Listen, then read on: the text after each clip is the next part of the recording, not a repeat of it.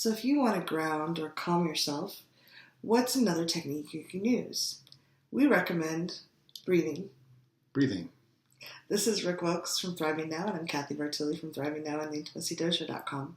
You've probably heard that deep breathing helps, and yet our natural reaction when we're triggered or activated is to breathe way up in our chest. Or kind of hold our breath a little bit. Yeah, that freeze response.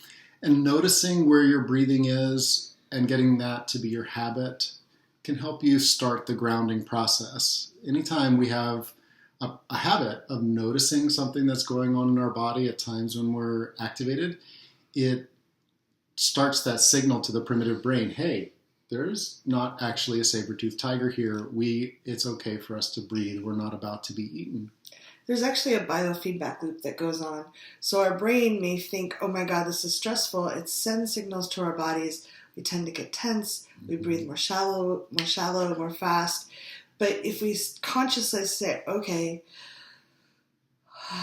I'm taking a deep, slow breath, that sends a signal to the brain that, hey, maybe things aren't as scary. Because literally, if a bear is about to eat you or a saber-toothed tiger, you're not going to take a slow, calm, deep breath. I don't know anyone that would be that calm about it. No, it's time to get out of the way. Yeah. And so this continues our process of really tuning into how to ground and center yourself energetically and emotions or energy. So anytime you're feeling aroused emotionally, let's just start with that. What would you, like for me, placing my hand on my over the collarbone points that we use in tapping. And if you're in a place where you can tap, that's fine. But if you're not, even just, and it doesn't have to look weak. It doesn't have to be, that's fine too. But if you're in a place where you can apply some pressure,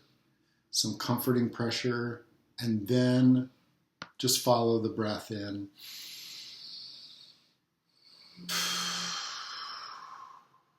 And if you're at a place where you can make some noise, you want to do that? Yeah. What actually happens is when you make noise, when you breathe, you stimulate the vagus nerve, which helps you get one in your body, but it deactivates some of the primitive brain response. It does. So you just take a nice, slow, deep breath in. And when you exhale, Now, you may not want to do this in the middle of a meeting or maybe even in the bathroom if there are other people there. But if you're in the car, I've done this a lot in the car, or if I have an office door that closes or there's no one else in the restroom, I will just take some slow, deep breaths. And I recommend, if you can, train yourself that if you're activated, and again, the more you practice these things, the stronger it gets. If you're activated, take 3 slow, deep breaths before you act. If you have the building's on fire, don't stop. But that's right. So take another slow, deep breath with us right now and notice how it feels.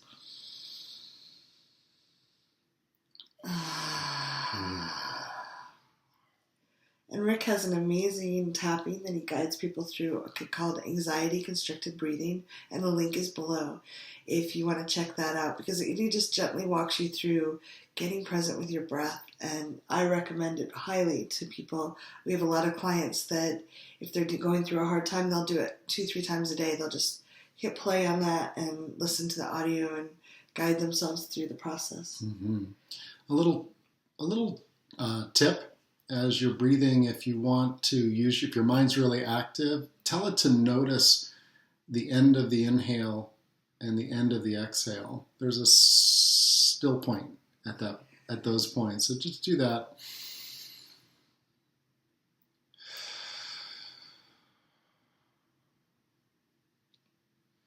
And that also gives your brain something to notice. Yeah. Our brains like to be very active if they can. And I want to say this. A lot of times people who are anxious, they notice their breathing and they feel like there's something wrong with them. This is really normal. We're designed to breathe differently in states of activation or being triggered. The good news is that our breathing is something that we do have conscious control over. And I would have said, I've heard that before, but I never used to do it. When I started to really pay attention to that as an indicator of my stress level, it it allowed me to be more aware of how my body was rising in tension level. Because once your breathing is way up in your throat, it's harder to relax it down. So another technique is every 20 minutes to an hour, or every time you're taking a switch from one mode to another, like going from your desk to a meeting, or going from working in the kitchen to preparing some plans, just take a moment and tune into your breathing. The collarbone points here are also really good. For me, tapping on my collarbone points, which are attached to the adrenal glands and the meridian system, you'll notice that I'm drumming pretty good, because if I'm sort of anxious and aroused, drumming and then quieting, and then take a breath that feels like a little frustration, and then taking a breath that feels like returning to peace.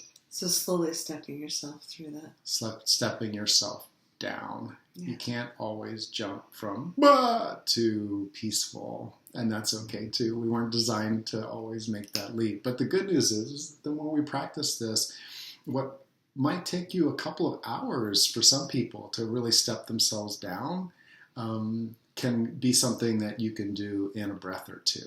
Wouldn't that be awesome to have that kind of savvy with your emotional energy? That's what we love helping people with. So if there's some way that... I wanted to add something to that. Sure, great. I think that a lot of times we tend to think that whatever reaction our body has is true. Mm-hmm. And our body does have, it does tell the truth.